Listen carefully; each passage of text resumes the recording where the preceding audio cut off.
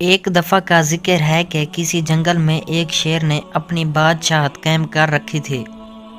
وہ جس جانور کو بھی حکم دیتا تو وہ جانور فوراً اس کا حکم بجا لاتا، اور اگر کوئی جانور اس کی حکم عدولی کرتا تو اس کی شامت آ جاتی۔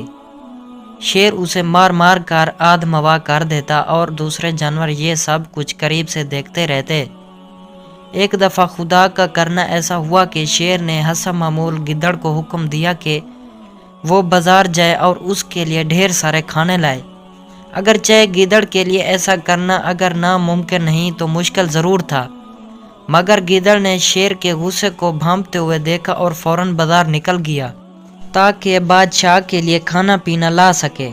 مگر اسے اس وقت سخت حیرانی ہوئی جب گدڑ خالی ہاتھ بادشاہ کی خدمت میں حاضر ہوا اور اسے تمام بیتا سنائی کہ اس نے سارا شہر چھان مارا مگر اسے شیر کے لیے کہیں سے بھی خاطر خواہ کھانا نہ مل سکا۔ بس پھر کیا تھا، شیر پیچھے پیچھے اور گدڑ آگے آگے۔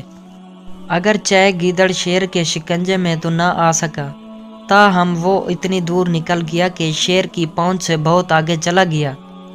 بادشاہ شیر جب تھک ہار گیا تو اس نے واپس جنگل جانے کا فیصلہ کیا۔ دوسری طرف گدڑ نے اللہ سے دعا کی کہ یا اللہ، میں دوسرے جانوروں کی طرح کمزور اور ناتواں ہوں۔ اپنی قدرت سے شیر کو ایسا مزہ چکھا کہ وہ کسی دوسرے جانور پر نہ تو حملہ کر سکے اور نہ ہی اسے حکم دے سکے۔ لومڑی بھانپ گئی کہ ضرور دال میں کچھ کالا ہے اور شیر اسے بھی اپنے حکم سے زیر کرنا چاہتا ہے۔ بہرحال لومڑی مرتی کیا نہ کرتی، وہ بھاگم بھاگ شیر کے حکم کو بجا لانے کے لیے دوڑی کہ اچانک شیر کے پنجرے میں آسمانی بجلی آن گری۔ شیر کے بچے بھی آسمانی بجلی سے سہم گئے جبکہ شیر بری طرح زخمی ہوا۔ اس کے بچے بھی ڈر کے مارے ادھر ادھر بھٹکنے لگے۔ یہ اللہ کا حکم تھا کہ اس نے دوسرے جانوروں کی بد دعائیں لیں اور شیر سے انتقام لے لیا، کیونکہ شیر اپنے آپ کو مختار کل سمجھ بیٹھا تھا۔ وہ سمجھتا تھا کہ وہ جنگل کے دیگر جانوروں کو بھی حکم دے گا، وہ اسے پورا کر کے دیں گے، مگر مشیت ازدی کے سامنے کسی کا بس نہیں چلتا۔ بہرحال جب جنگل کے دوسرے جانوروں نے شیر اور ان کے بچوں کا یہ برا حال دیکھا تو وہ خوشی سے پھولے نہیں سمائے۔ سب جانوروں نے اللہ کا شکر ادا کیا جس کی قدرت نے شیر کو بادشاہت سے نکال کر بیر کیا۔ تمام جانور بہت خوش تھے اور شیر کا حشر دیکھ کر خوشی مسرت کے ملے جلے جذبات سے لبریز ہو گئے۔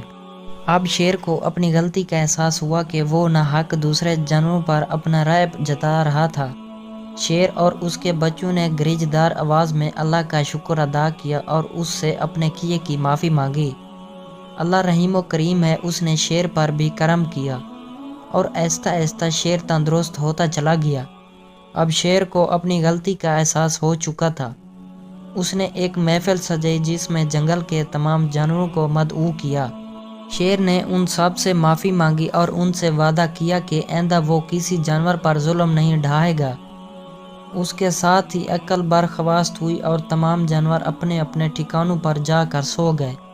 پیارے بچوں، اس کہانی سے ہمیں یہ سبق ملتا ہے کہ غرور کا سر نیچا ہوتا ہے، اس لیے ہر وقت اللہ سے ڈرتے رہنا چاہیے۔ شیر اور تمام جانوروں میں دوستی ہو گئی اور یوں تمام جانور مل جل کر اکٹھے رہنے لگے۔ دوستو، امید کرتے ہیں آپ کو یہ ویڈیو بہت پسند آئی ہوگی۔ اگر ویڈیو پسند آئی ہے تو اس کو لائک کر دیں۔ اگر آپ نے ہمارا یوٹیوب چینل ابھی تک سبسکرائب نہیں کیا تو اس کو ضرور سبسکرائب کر لیں تاکہ آپ کو اس طرح کی مزید اردو کہانی والی ویڈیوز فوری ملتی رہیں اور آپ آسانی سے دیکھ سکیں۔ مجھے دیجیے اجازت، ملتے ہیں کسی اور نیکسٹ ویڈیو میں، تب تک کے لیے اللہ حافظ۔